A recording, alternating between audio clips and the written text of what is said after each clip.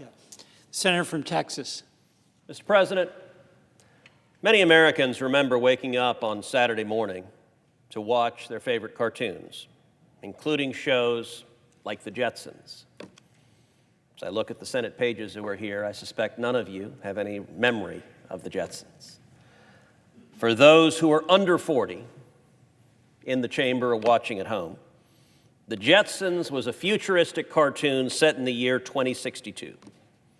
And it depicted a family from the future who had fun, imaginative technologies like jetpacks and holograms and video calls and robot vacuums and smart watches and flying cars. While we're still waiting to see those flying cars in the air, we already have a lot of the Jetsons technology available to us now. In many cases, even better than what was depicted in cartoon on the show. Today, internet-connected smart devices are commonly used in American households.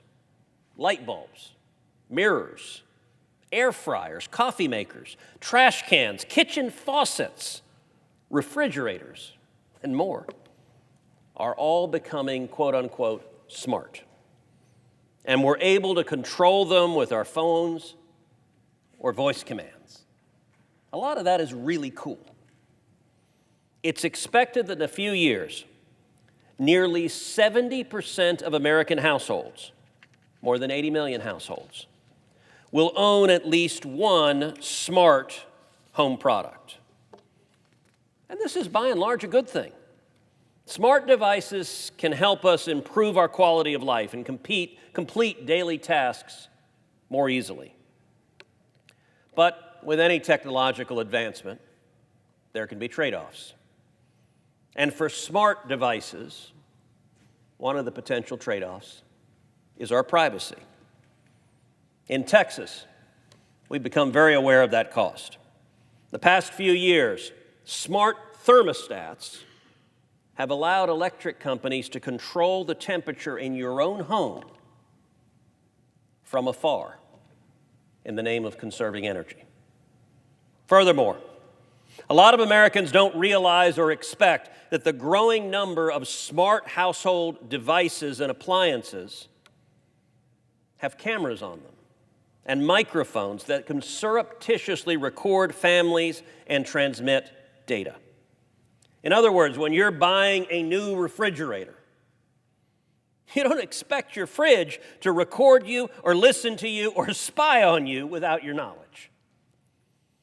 And while some manufacturers have responsibly taken steps to more clearly label their products and to let consumers know they contain listening devices or cameras, others have not.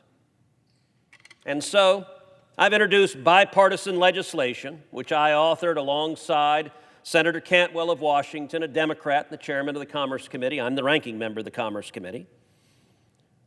Our bipartisan legislation would simply ensure that this information is clearly communicated to consumers so that you're informed before you buy a product that's going to photograph you or film you or record you, so that doesn't happen against your wishes and without your knowledge.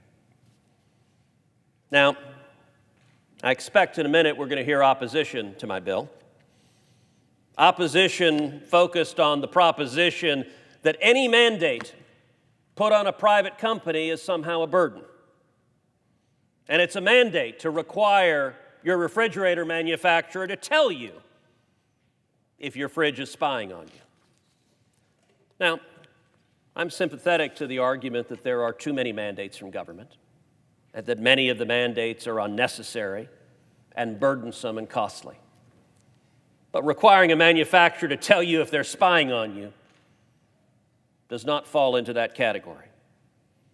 And I have to say, in assessing the minimal burden, the disclosure burden, against the harm, I fall down on the side of individual liberty. I fall down on the side of privacy. I don't think the American people want their air fryer spying on them, and at a minimum, they have a right to know if their air fryer is spying on them. Now, I would note, my colleagues on both sides of the aisle agree. The presiding officer today serves on the Commerce Committee. This legislation passed the Commerce Committee by voice vote, with bipartisan support from both sides of the aisle. This should be a simple, easy, pro-privacy step to protect consumers. For that reason, as if in legislative session, I ask unanimous consent that the Committee on Commerce, Science, and Transportation be discharged from further consideration of H.R. 538, and the Senate proceed to its immediate consideration. Further, that the Cruz-Cantwell substitute amendment at the desk be considered and agreed to. The bill as amended be considered read a third time and passed, and the motions to reconsider be considered made and laid upon the table with no intervening action or debate.